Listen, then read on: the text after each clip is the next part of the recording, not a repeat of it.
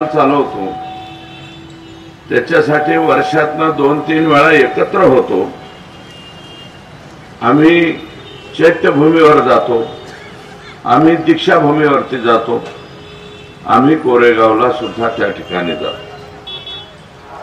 आणि ज्या माणसाच्या राज्यघटनेवरती हा देश चालतो, ज्यांनी आम्हाला कसं शिकवायचं, काय शिकवायचं, दीन दलित दुबळा या दीन मधला पहिल्या वेलांटीचा दीन नाही, दुसऱ्या वेलांटीचा दीन आपण समजायचा।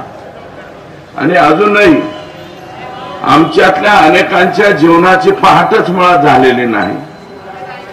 त्यांच्या जीवनातली पहाट पाहायची। अंत्योदय, शेवटच्या अंत्योदयाचा अर्थ काय होतो, शेवटच्या घटकापर्यंत आपण गेलं पाहिजे। ते जाण्याचा प्रयत्न 76 वर्ष उलटून गेली तरी सुद्धा आमचा झालेला नाही। कदाचित त्याला 100 वर्ष सुद्धा व्हावे लागतील अशी एकंदरीत परिस्थिती आहे। आणि इथे जे घडलेलं आहे ते अमानवीय घडलेले, याच्या बाबतीमध्ये क्षमा करताच येणार नाही। परंतु समाजाच्या वतीने काही मागण्या केल्या। त्याच्यातली पहिली मागणी पोलिसांची कोबिंग ऑपरेशनच्या बाबतीतली आहे। आणि एकूणच सर्व प्रकरणाची न्यायालयीन चौकशी करावी अशी जी मागणी इथे आहे, तर आपल्याला नम्रपणे सांगतो, राज्याचे मुख्यमंत्री सन्माननीय देवेंद्रजी फडणवीस साहेब यांचं सभागृहातलं भाषण कदाचित मला वाटतं लक्ष देऊन ऐकलं गेलं नाही। या प्रकरणाची न्यायालयीन चौकशीची घोषणा त्यांनी सभागृहामध्ये केलेली आहे, म्हणजे ती सुरू होईल। आता त्याच्यामध्ये कलम 176(1)(a) CRPC ही सुद्धा मागणी आपण रेटून धरा। आपण 100% त्याला सुद्धा तयारी दाखवण्याचं काम करू। आणि समोर जी माय माऊली माझी बसलेली आहे, सगळ्यांच्या समक्ष सांगतो की विजय वाकोडे बाबा आणि सोमनाथ सूर्यवंशी यांच्या कुटुंबियांना 6 तारखेला किंवा 7 तारखेला, 6 किंवा 7 फरक एवढाच होईल, माननीय मुख्यमंत्री महोदयांनी या दोन्ही कुटुंबाला भेटायला बोलवलेले। दोन्हीकडचे 10, सोमनाथची तिकडचे 10 आणि वाकोडे बाबा यांचे 15 कुटुंबातील लोक, म्हणजे सगळे 25 लोकांना भेटायला त्यांनी सागर बंगल्यावरती त्या ठिकाणी बोलवलं। आणि तो निरोप मी मला वाटतं कालच देशमुख साहेबांकडे दिला आणि माजी महापौर साहेब यांच्याकडे सुद्धा दिलेला आहे। त्याच्यामध्ये न्यायालयीन चौकशी ही सेवानिवृत्त न्यायाधीशाकडून न करता सिटिंग जज कडून करावे अशा एक प्रकारची मागणी आहे। परंतु मी आपल्या सर्वांच्या समक्ष सांगू इच्छितो, हे मुख्यमंत्र्यांना मीच बोललो होतो। त्यांचं वाक्य असं होतं की हायकोर्टाचे आदेश आहेत की ऍक्टिंग न्यायाधीशामार्फत आम्ही कुठल्याच गोष्टीची चौकशी करणार नाही। एक पॅनलवरती त्यांच्याकडे माणसं आहेत, सरकारने त्यांना विनंती करायची हायकोर्टाला आणि हायकोर्ट देईल त्या जज कडून, रिटायर जज कडूनच चौकशी होती, ऍक्टिंग जज कडून चौकशी होत नाही। हे नम्रपणे, म्हणजे या दोन्ही घटनेच्या न्यायालयीन चौकशी डिक्लेअर केल्यात। संतोष देशमुखची केली, सोमनाथ सूर्यवंशीची सुद्धा या ठिकाणी केली। त्याच चौकशीमध्ये वाकोडे बाबा यांचा सुद्धा समावेश होणार आहे। आणि त्याचा अधिकार राज्याच्या मुख्यमंत्र्याला सुद्धा नाहीये, हे तुम्हाला मी सांगतो। राज्याचे मुख्यमंत्री सुद्धा म्हणू शकत नाहीत असं, कारण त्या बाबतीमध्ये हायकोर्टाचे आदेश आहेत। आपण सर्वजण मंडळी सुप्रीम कोर्ट, हायकोर्ट आणि विशेषतः जे बनवलंच बाबासाहेबांनी, त्याच्या पलीकडे आपण जाऊ शकत नाही, हे नम्रपणे या ठिकाणी मी सांगतो।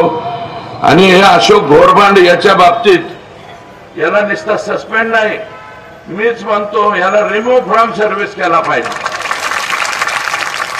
हा स्वतः LCBचा PI SP समजतो स्वतःला, आणि हा जिथे जाईल तिथे ह्याने राखेलच वाचलेलं आहे। 2-4 जागेवर याचं झालेलं आहे। तर ह्याला रिमूव्ह फ्रॉम सर्व्हिस आणि सदोष मनुष्यवधाचा गुन्हा त्याच्यावरती दाखल झालाच पाहिजे। ही तुमची जी मागणी आहे ती मी 100% मांडतो, इथे मांडतो आणि आता त्या मोर्चामध्ये सुद्धा तिथं मांडणार आहे। आमचे लोक चिडले तर सगळे जास्तीत जास्त त्याच्यावरती। एक स्वतःचा टिनपाट हा नांदेडमध्ये असताना काहीतरी उद्योग केलाय, हा ह्याला हिंगोलीला सुद्धा याने एक उद्योग केलाय आणि इथे सुद्धा हा उद्योग याच माणसाने केलाय, म्हणून याला कुणीही माफी करणार नाही आणि कोणत्याही राजकीय नेत्यांनी असल्या लोकांना पाठीमागे घालू नये अशा प्रकारची माझी विनंती आहे। कारण ते सोमनाथ एका माय माऊलीचं लेकरू होतं, गरीब होतं, त्याचं अख्खं कुटुंब पोट भरतंय चाकणला, तिकडं एकटंच होतं। अरे उचलल्याच्या नंतर निदान त्याच्या कुटुंबियाला तर कळवायला पाहिजे होतं, त्याच्या कुटुंबियाला सुद्धा कळवलं नाही। इतका निर्दयपणा ह्या अधिकारी मंडळींनी दाखवलाय, त्याच्या अनेक चुकीची माहिती सीएम पर्यंत पाठवतात। तर तुम्ही सगळेजण आल्याच्या नंतर ही बाब साहेबांना तुम्ही सांगा, आपण निश्चितपणे याला रिमूव्ह फ्रॉम सर्व्हिस आणि याच्यावरती सदोष मनुष्यवधाचा गुन्हा या दोन गोष्टीच्या बाबतीमध्ये आपण त्यांच्या बरोबर राहावं। सीसीटीव्ही वगैरे तपासायचं याच्याशी मी सहमत आहे आणि सोमनाथ सूर्यवंशीला 50 लाखाची, तर मला वाटतं मुख्यमंत्री महोदयांनी 10 लाखाची मदत जाहीर केलेली आहे आणि बाबांना 5 लाखाची। माझं मत असं आहे की ही घटना घडल्यामुळे हे माय माऊली दलित समाजाचं अतिशय मोठं नेतृत्व होतं। मी पालकमंत्री असताना विजय वाकोडे बाबा आणि माझी ओळख होती। अक्षरशः तसं पाहिलं तर हे पोरं सुद्धा काय वय यांची, यांना तिळगुळ घरातलं बाजारहाट सुद्धा अजून माहित नसेल अशी परिस्थिती। म्हणून अरे ज्याचा बाप जातो त्यालाच कळतं। मी दुसऱ्यांदा आमदार झालो, नंतर माझे वडील गेले तर 6 महिने मलाच काही सुधरत नव्हतं। त्याच्यामुळे ही लहान लेकरे ही 5ची रक्कम आपण 10 करावी असा आग्रह मी 100% तिथं साहेबांकडे करील आणि ती मिळवण्याचा प्रयत्न या ठिकाणी करेल। आणि कारण आमच्या वाकोडे बाबांची किंमत 10 लाख होऊ शकत नाही हो। परत जर देत असले तर मी एखाद्याला 100 कोटी सुद्धा देऊ केले असते की जर आमचे वाकोडे बाबा परत मिळत असते तर आम्ही गोळा करून 100 कोटी दिले असते। म्हणून त्याची पैशामध्ये किंमत होऊ शकत नाही। वत्सलाबाई मानवते त्यांच्या बाबतीत जे घडलेलं आहे त्याची सुद्धा चौकशी करावी आणि मला वाटतं न्यायालयीन चौकशीच्या बाबतीत ती चौकशी होईल।